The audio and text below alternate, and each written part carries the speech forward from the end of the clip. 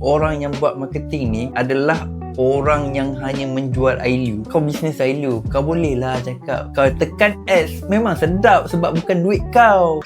Okey, ini antara salah satu kesilapfahaman orang lah kan. Orang yang buat marketing dengan owner business, dia ada totally two different thing. Serius aku cakap Dulu aku selalu beranggapan orang yang buat marketing ni adalah orang yang hanya menjual idea. Kau bisnes idea, kau boleh lah cakap kau tekan ads, memang sedap sebab bukan duit kau. Kau plan macam tu, kau plan macam ni. Tapi waktu aku jadi business owner tersasar, aku tak boleh foresee apa yang orang marketing buat, apa yang marketing perlu ada. Aku tak nampak sebab aku banyak terlibat dengan cost operation, macam mana nak handle financial aku, macam mana aku nak cari klien, macam tu. So in term of marketing, memang akan ada banyak kebocoran. Dan ini adalah satu nasihat aku kepada semua business owner. Ni bukan sebab aku nak promote aku punya social media agency ke apa, tapi aku perlu cakap benda ni sebab I used to be a business owner dan sekarang aku jadi social media agency dan sekarang aku juga bekerja.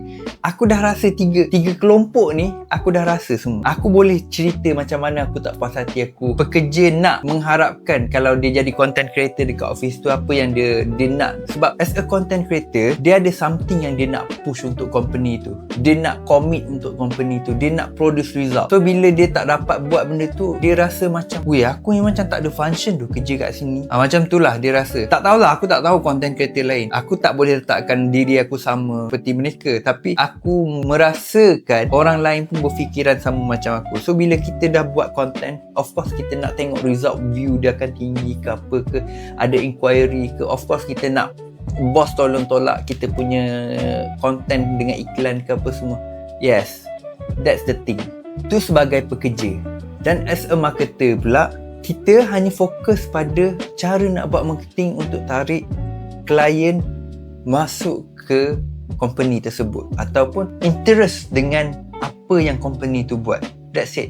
Orang marketing dia tak kena fikir pasal financial, dia tak kena fikir pasal staff, pasal pengurusan yada-yada, stok apa bagai. Itulah yang menjadi ketirisan pada owner business. Sebab owner business tak nampak benda ni. Owner business dia banyak sangat dia kena fikir.